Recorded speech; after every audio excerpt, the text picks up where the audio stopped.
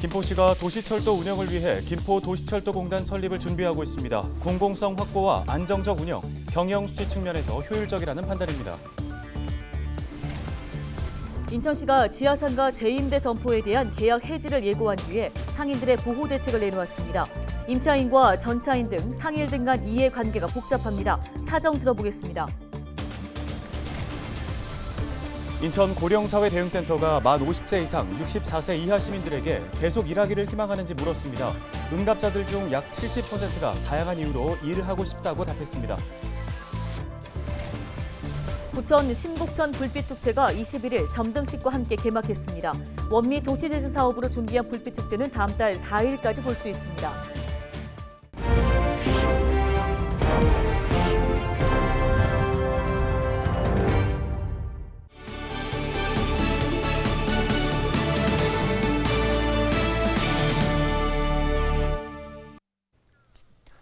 여러분 안녕하십니까? 헬로티비 뉴스입니다. 첫 소식입니다. 김포도시철도 운영을 위한 공기업, 이른바 김포도시철도공단이 추진되고 있습니다. 추진 배경은 뭔지, 실현되려면 어떤 과정들이 남아있는지 짚어보겠습니다. 네, 이세진 기자가 화상 연결돼 있습니다.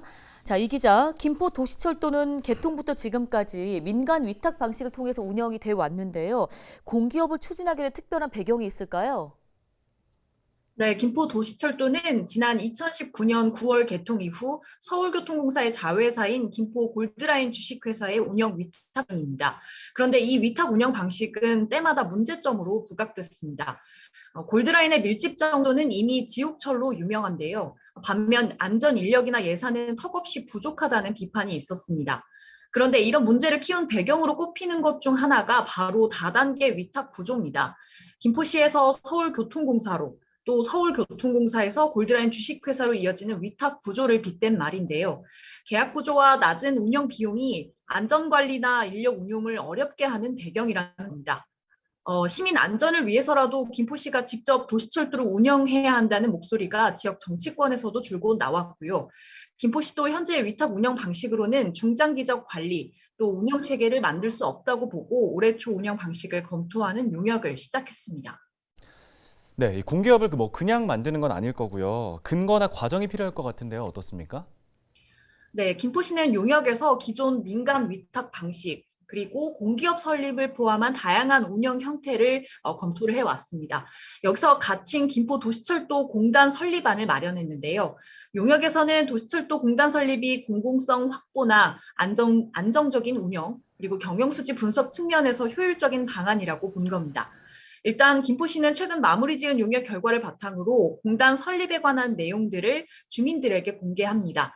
주민공청회는 23일 오후 열리는데요. 공단 설립에 관한 전문가, 시민 의견을 듣는 자리이기도 합니다. 네, 공청회 이후에는 이제 어떻게 되는지가 궁금한데요. 공단 설립이 곧바로 추진이 되나요? 그렇지는 않습니다. 지자체는 공기업을 설립하려면 정해진 기준, 그러니까 사업의 적정성이나 수지 분석, 조직이나 인력 수요, 또 지역 경제나 지방 재정에 미치는 영향까지 다방면으로 타당성 검토가 필요합니다. 김포시는 내년 상반기쯤 이번 설립안이 타당한지 검토하는 심의위원회를 구성할 계획인데요. 여기에선 용역에서 얻은 결과뿐 아니라 공청회에서 나온 시민, 전문가 의견도 종합적으로 검토를 합니다. 이후 조례 개정까지 남은 과정들이 적지는 않습니다. 다만 이 모든 과정에 차질이 없다면 내년 하반기 정도에는 공단 설립이 가시화되지 않을까 예상됩니다. 네, 알겠습니다. 당장 이번 주가 주민공청회인데요. 공기업 설립을 하면 이점도 있지만 예산이 쓰이는 일이기도 하기 때문에 또 시정에 관심 있는 분들 온라인으로도 참여하실 수 있다고 합니다. 많은 관심 부탁드리겠습니다. 이세진 기자였습니다. 다음 소식입니다. 인천시가 지하상가 제인포점대에 대한 계약 해지를 예고한 가운데 상인들의 보호 대책을 함께 내놨는데요. 상인들의 생각은 조금 다른 것 같습니다. 임차인과 전차인, 여기에 상가 전체를 관리하는 관리 수탁자까지 의견이 엇갈리고 있습니다.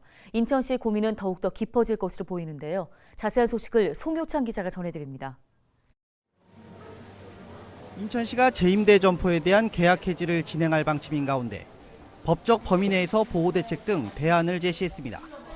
임차인이 권리를 포기할 경우 상가를 임차인으로부터 재임대한 전차인이 수의계약으로 해당 점포를 사용할 수 있게 했습니다. 여기에 임대차 계약을 하지 못한 전차인에게는 시가 보유하고 있는 잔여 점포를 지명 경쟁 방법으로 사용할 수 있게 했습니다. 임차인은 통상 임대차 계약에서 돈을 내고 목적물을 빌려 쓰는 사람을 말하며 전대인이라고도 합니다. 이번 지하상가의 경우 임차인은 인천시와 직접 계약해 지하상가 점포를 임대한 경우이고 임차인으로부터 재임대를 받은 사람, 곧 임차인과 상가 계약을 맺은 경우 전차인이 됩니다. 시는 임차인과 전차인 보호 대책이 담긴 내용을 인천 지역 지하상가 상인들에게 알렸습니다. 그런데 상인들의 의견이 엇갈리고 있습니다. 우선 재임대를 받은 전차인들은 오히려 웃돈을 더 주고 임차인들을 설득해야 되는 것 아니냐며 우려를 나타내고 있습니다. 지금 인천시에서 받은 사람들 전차인한테 내가 또 전세를 받아 있는 상태이기 때문에 우리 임차인한테 뭐 예를 들어서 딜을 해서 그냥 쉽게 받든가 아니면 그냥 기다려서 딴 데로 그냥 가는가 그거밖에 없는 거네. 그 단돈 얼마라도 받으려고 하는 사람들이 더 많지 않을까? 또한 임차인들도 권리 포기 후 불이익을 걱정하고 있습니다. 또다시 상가 입점을 위한 경쟁에 참여하고 싶지만 이번을 계기로 참여 기회조차 없을 것으로 판단하고 있습니다. 반대로 상가 전체를 위탁받아 관리하는 관리 수탁자의 경우에는 공실 발생을 우려하고 있습니다. 임차인과 전차인 모두 운영을 포기하게 되면 점포는 공실로 남게 되기 때문입니다. 앞서 상인들은 인천시 의회를 방문해 해당 내용에 대한 우려를 전달하고 도와줄 것을 요청했습니다. 이 자리에서 인천시 담당과에서도 참여해 협의를 이어가겠다고 전했습니다. 인천시가 지하상가 임전차인 보호 대책을 마련한 가운데 지하상가 재임대 문제를 해결할 수 있을지 시선이 모이고 있습니다. 헬로티비 뉴스 송유차입니다. 인천시가 내년에 수소 충전소를 8개 추가 설치합니다. 인천시는 수소 자동차 보급 확대를 위해 현재 6개인 충전소를 14개로 늘릴 계획이라고 밝혔습니다. 신설되는 수소 충전소는 내년 3월 3곳, 12월 5곳에 설치할 예정인데요. 이와 함께 내년에 수소차 2,127대도 보급하기로 했습니다.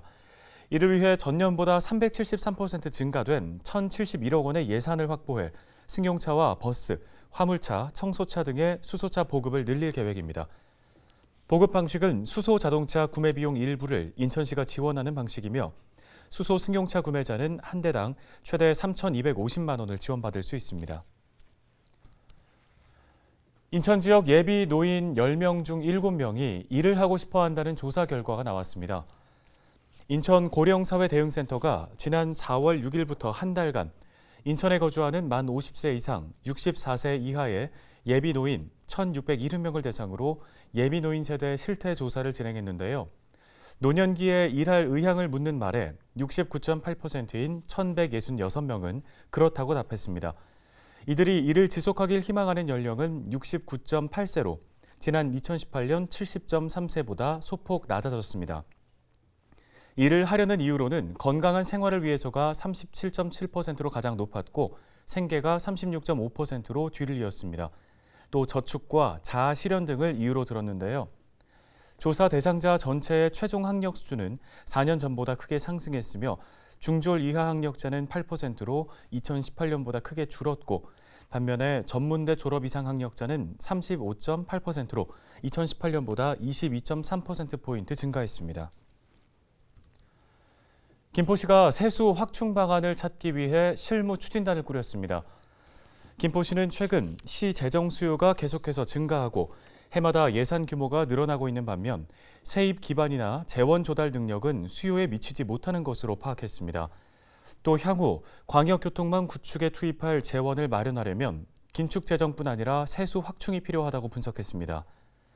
이에 김포시는 최근 분야별 실무 추진단을 구성했으며 기업 유치나 공공요금 체계 개선, 공공건축물 기능 통합까지 세부 확보를 위한 다양한 대안을 검토할 계획입니다.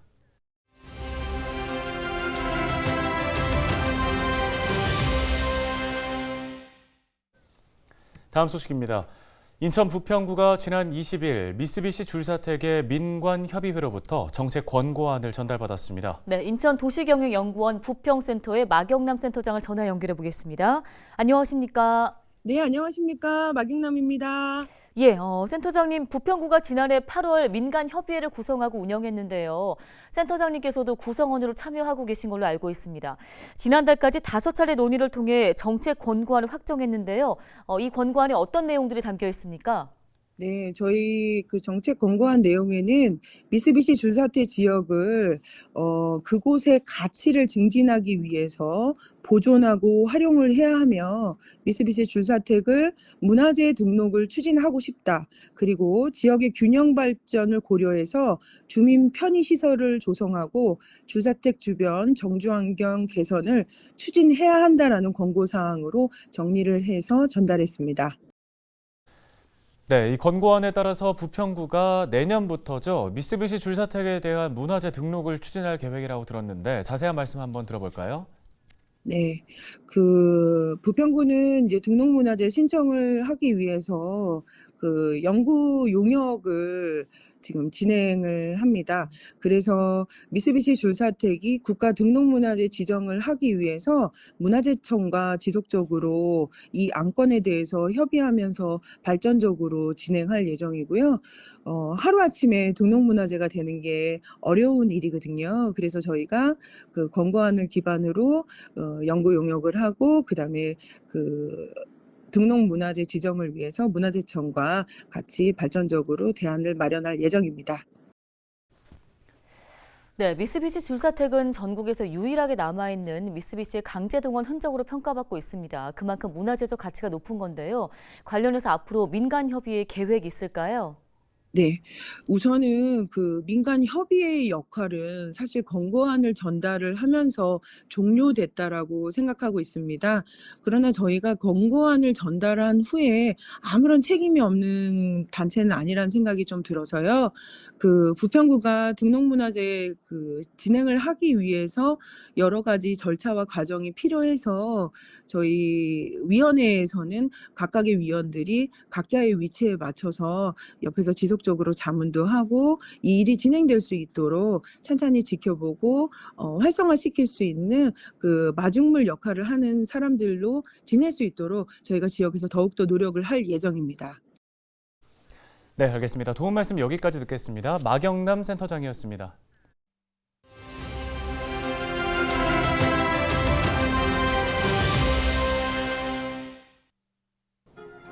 눈이 오면 차도 차지만 사람도 조심해야 합니다. 기온이 떨어져서 길이 얼다 보니까 자칫하면 넘어져 다치는 낙상사고가 일어날 수 있는데요. 눈이 올 때마다 길에서 미끄러져 다친 사람을 병원으로 옮겼다는 119 활동 내용도 빈번히 접하곤 합니다. 겨울철 추운 날씨에 움직임이 둔한 상태에서 빙판길을 걷다가 넘어지면 부상을 당할 위험이 큽니다. 지금 같은 때는 바닥이 미끄럽지 않은 신발을 신고 손은 주머니에 넣지 않고 장갑을 반드시 착용하는 게 좋습니다. 또 지면을 꼼꼼히 살피면서 가되 빙판길을 걷게 되면 보폭을 평상시보다 10에서 20% 줄이고 천천히 걸어야만 혹시 모를 사고를 조금이나마 막을 수 있습니다. 만약에 빙판길에서 넘어졌다면 가벼운 통증이라도 아픈 부위를 확인하고 통증이 심하면 주변의 다른 사람이나 119에 도움을 요청해 병원을 찾는 것이 좋겠습니다. 데일리 브리핑이었습니다.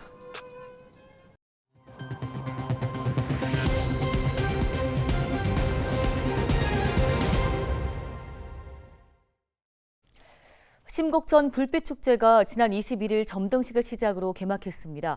이에 따라 다음 달 4일까지 매일 오후 5시부터 밤 11시 30분 사이 원미교에서 심곡교를 따라 설치한 조명 장식에 불이 켜집니다. 원미 도시재생 사업 가운데 하나인 이번 심곡천 불빛축제는 사업 종료를 앞두고 자축하는 의미로 열렸습니다.